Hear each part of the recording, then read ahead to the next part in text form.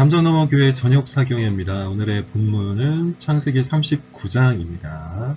주제는 애굽에서 계획을 이루어 가시는 하나님, 애굽에서 계획을 이루어 가시는 하나님이라고 잡았습니다. 질문 1번, 저자는 왜 요셉을 형통한 사람이라고 말합니까? 자, 37장에서 요셉이 애굽으로 끌려가죠. 거기에서 보디발의 집에서 노예가 됩니다. 보디발의 집에서 일하는 노예가 되죠. 자, 그리고 38장은 유다 이야기가 잠시 나오고 다시 39장으로 37장의 스토리가 연결이 되는 겁니다. 자, 요셉이 지금 어떤 상황이라고 했죠? 보디발의 집에서 노예에 불과했어요. 종생활을 하게 됩니다. 그런데 성경 본문 모세는 요셉을 형통한 사람이라고 얘기해요. 형통한 사람. 왜 형통한 사람이라고 이야기하죠? 여호와께서 요셉과 함께 하심으로 라고 되어 있어요. 함께 하심으로. 자, 지금 요셉은 어떠합니까? 아버지가 없어요. 형제들도 없어요. 어떤 의미에서는 친구들도 없었겠죠. 그동안 요셉을 행복하게 해줬던 사람들, 그동안 요셉을 안전하게 해줬던 사람들, 그동안 요셉과 친밀한 관계를 맺었던 그 모든 관계가 다 끊겼습니다. 지금 요셉은 노예, 종에 불과해요. 그러나 누가 계십니까? 여호와가 함께 계시죠. 여호와가 함께 계시다. 여호와라는 하나님의 이름이 등장했다는 거에 여러분 주목을 하시기를 바랍니다. 여호와는 어떨 때 이 이름이 등장한다고 했죠? 하나님께서 사람과 아주 친밀한 관계를 맺으실 때, 특별히 언약을 중심으로 친밀한 관계, 개인적이고 인격적인 관계를 맺으실 때 하나님은 여호와라는 이름을 들고 등장을 하세요. 따라서 지금 요셉은 노예 생활 중에 있었으나, 그래서 아버지도 없고 형제들도 없고 친구들도 없지만 하나님과 아주 친밀한 관계 속에서, 더 정확히 말하면 하나님께서 요셉에게 먼저 찾아와서 함께 하심으로 그가 형통한 사람이 돼요. 그래서 요셉이 무엇을 해도 다 잘 됩니다. 자, 이것은 지금 절망 가운데 있는 요셉에게 하나님께서 함께 하심으로 빛이 나게 하시는 장면이죠.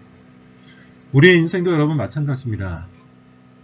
관계가 없을 수는 없겠죠. 우리의 부모님, 그리고 형제, 우리의 배우자, 가족, 그리고 친구들. 이 모든 관계들이 우리를 행복하게 하고 형통하게 합니다. 그러나 그것은 본질이 아니죠. 하나님께서 그렇게 허락하신 거죠. 본질은 어디에 있습니까? 하나님과의 관계. 곧 하나님께서 우리와 함께 계심이 우리의 행복과 우리의 형통입니다. 여러분 이것을 잊지 마십시오. 모든 사람들이 다 떠나가도 하나님이 나와 함께 하심이 가장 복된 일이에요.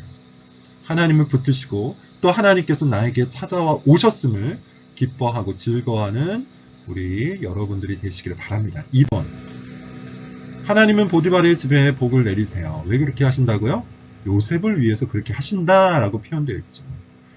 먼저 내용을 보면 보디발이 요셉을 보고 요셉에게 여호와께서 함께 하심을 봐요. 당연히 보디발은 여호와가 누군지 몰랐을 거예요. 그러나 요셉과 어떤 신적 존재가 함께하고 있다는 사실을 보디발이 눈치를 챈 것 같아요. 왜냐하면 안 그러고서는 이 요셉에게 주어져 있는 특별한 총명이나 특별한 어떤 재능을 설명할 길이 없었던 겁니다. 그래서 보디발은 여호와께서 요셉과 함께 있구나 라고 생각하여 그에게 은혜를 베풉니다. 요셉에게 은혜를 베푸는 보디발. 그리고 하나님께서 요셉을 통하여 보디발의 집에 은혜를 베풀어 가세요. 자, 이것도 하나님께서 아브라함에게 주신 언약 중에 하나죠. 아브라함에게 주신 약속 중에 하나입니다. 아브라함을 통해서 모든 사람들이 복을 얻는다고 이야기했잖아요.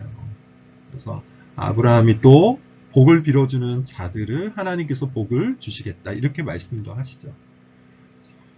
여기에서 우리가 받을 수 있는 교훈도 많습니다. 여러분, 우리가 정말 하나님과 함께 한다면 우리를 통해서 그 복이 흘러가게 되어 있어요. 우리가 정말 하나님과 동행하는 자라면, 하나님께서 우리 가운데 찾아오셔서 우리와 함께 하신다면, 우리가 그런 신자가 될 수 있다면 우리를 통해서 우리 주변이 복을 얻게 되는 겁니다. 그러므로 여러분, 내가 내 생각과 내 계획과 내 꾀를 동원하기보다는 하나님 옆에 꼭 붙어 있기 위한 노력, 그것이 우선순위가 되어야 되겠죠. 3번입니다. 여주인의 유혹을 거절한 요셉은 이 큰 악이 누구에게 죄를 짓는 것이라고 합니까? 보디발의 아내 여주인이 유혹을 해요. 요셉이 굉장히 잘생겼다고 표현되어 있습니다.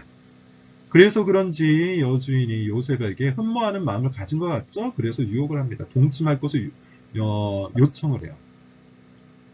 요셉은 그것을 거부하는데요. 당연히 거부의 원인, 이유는 여러 가지가 있었겠죠. 근데 그 중에서 눈에 띄는 이야기 하나가 있습니다. 그게 뭡니까? 이 큰 악이 내가 하나님께 죄를 짓는 것이다. 라고 그렇게 이야기를 하고 있어요. 여기서 우리가 발견할 수 있는 교리가 뭡니까? 모든 죄는 하나님께 짓는 거예요. 실질적으로 요셉이 이 죄를 짓는다면 보디발에게 죄를 짓는 거죠. 뭐 당연한 겁니다. 그렇지만 궁극적으로 보면 그 악은, 그 죄는 하나님께 짓는 겁니다. 우리가 하나님 앞에 서 있는 자, 코람데오의 인생을 사는 사람이라면 우리의 모든 죄악들이 그냥 단지 어떤 사람을 혹은 나 자신을 혹은 어떤 상황을 대상화로 하는 것이 아니라 그 뒤편에 계시는 하나님께 죄를 짓는다는 생각을 가져야 돼요. 그래서 늘 두렵고 떨림으로 우리의 죄악들을 생각해야 되고 발견해야 되고 나 자신을 절제함으로 죄와 싸워서 이겨나갈 필요가 있습니다. 4번. 계속해서 거절당한 여주인은 뭐 자존심이 상했는지 어쩌는지 모르겠는데요. 무엇을 이용해서 요셉에게 누명을 씌웁니까? 요셉의 옷이죠. 아실 겁니다. 여주인이 계속 거절을 당하다 이번에는 좀 강압적으로 요셉의 옷을 잡아요. 요셉이 그 옷을 버린 채 도망갑니다. 그랬더니만 이 여주인이 화가 났습니다. 자존심이 상한 것 같죠? 그래서 이제 어떻게 하죠? 요셉의 옷을 이용해서 요셉에게 죄를 뒤집어 씌워요. 죄에서 벗어나려 한 요셉의 옷을 이용하여 죄를 뒤집어 씌움이라고 되어 있어요. 악인의 특징이에요. 속이는 거죠. 속임수입니다. 때때로 여러분 우리는 이런 모습들을 보면서 억울함을 느낄 수 있어요. 억울하고 이럴 바에 그냥 차라리 뭐 이런 생각이 들 수도 있습니다. 어차피 이렇게 된 바에 차라리 이런 생각이 들 수도 있어요. 그러나 여러분 우리는 말씀에 의거해서 단호하게 죄와 관련된 단호한 태도를 늘 취해야 됩니다. 죄에서 벗어나려 했기 때문에 그로 인해서 악인과 죄인에게 속임을 당하고 이용을 당하는 그런 상황이 온다 할지라도 끝까지 우리는 죄를 이겨내야 돼요. 죄를 제거하기 위해서 애를 써야 됩니다. 이게 훨씬 더 중요하다는 거죠. 죄에서 벗어나는 것이 내가 죄를 뒤집어 쓰는 것보다 훨씬 더 위험한 상황입니다. 좋은 상황입니다. 죄에서 벗어나려고 할 때 죄를 뒤집어 쓸 수도 있으나 죄에서 벗어나기 위해 애를 쓰십시오. 5번. 보디발은 요셉을 어디에 가둡니까? 왕의 죄수를 가둬놓고. 보통 이 정도 죄를 보디발이 그냥 내버려 뒀을까요? 자기 아내를 겁탈하려고 한 요셉을 내버려 뒀을까요? 바로 처형할 수도 있었겠죠. 그런데 보디발은 요셉을 왕의 죄수를 가두는 옥에 가둡니다. 이것은 보디발이 자기 아내에게 분노했다는 걸 보여주는 거예요. 분노했지만 요셉을 그대로 둘 수는 없었기 때문에 왕의 죄수를 가두는 옥에 가둔 것이죠. 쉽게 말하면 아내를 의심을 했던 겁니다. 6번. 그런데 그곳에서도 요셉은 은혜를 입어요. 요셉은 형통합니다. 옥중 죄수를 간수장이 다 요셉의 손에 맡겨 재반 사무를 처리하게 합니다. 여기서 우리는 뭘 볼 수 있습니까? 최악의 상황, 노예 생활, 최악이죠. 더 최악이 뭐죠? 죄수 생활이에요. 그런데 그곳에서 요셉은 늘 형통합니다. 상황은 좋지 않았지만, 환경은 좋지 않았지만 요셉은 어떤 상황, 어떤 환경, 어떤 장소에 있을 때도 늘 어떠했죠? 형통했어요. 재능이 있었고 사람들이 그것을 알아볼 정도였습니다. 7번. 39장에서 여호와께서 요셉과 함께 하심이라는 문장이 몇 번 나오는지 4번 나와요. 따라서 39장의 핵심 단어는 함께 하심입니다. 함께 하심. 이게 중요한 겁니다. 여러분 우리가 어떤 상황에 있는지, 어떤 환경에 있는지, 어떤 장소에 있는지, 누구와 함께 있는지 그게 중요한 것이 아니고 하나님께서 나와 함께 하고 계신지 이게 제일 중요한 거예요.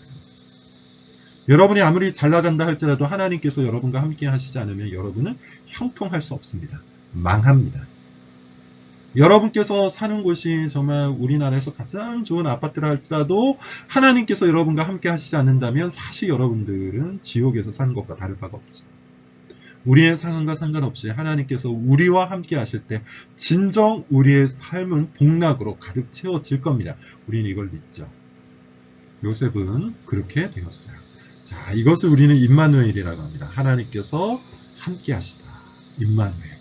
그것이 최고의 복이죠. 그리고 이 임마누엘의 절정이 바로 예수 그리스도. 예수 그리스도께서 이 땅에 오심으로 우리는 늘 하나님과 함께 할 수 있게 되었어요. 그래서 예수님이 최고의 복인 거죠. 39장의 주제는 애굽에서 계획을 이루어 가시는 하나님입니다. 37장에서 요셉이 애굽으로 들어가는 내용으로 끝났고 이제 39장에서 어떤 일들이 벌어지는지를 보여주는데 자, 이 애굽에서 일어나는 모든 사건들은 15장부터 하나님께서 말씀하신 거예요. 하나님은 아브라함의 자손들이 이방에서 객이되었다가 하나님의 의에 구원을 받고 큰 재물을 이끌고 나올 것이다 예언하셨어요. 그리고 37장에서 하나님은 꿈을 통해 형들이 요셉에게 엎드릴 것이다 예언하셨어요. 15장이 큰 계획이라면 37장은 큰 계획 속에 포함된 작은 계획이죠.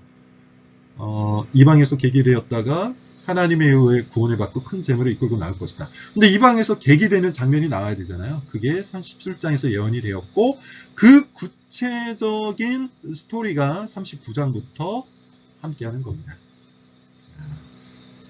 39장을 갖고 이렇게 기도해 봅시다. 우리 인생 계획은 늘 우리가 짜고 그것이 성취되면 성공했구나 라고 생각하는데 그렇지 않습니다.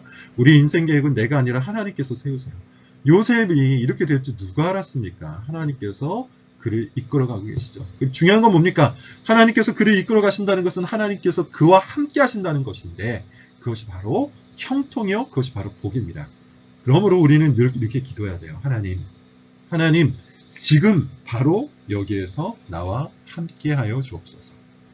그렇게 여러분 기도하시기를 바랍니다. 마치겠습니다.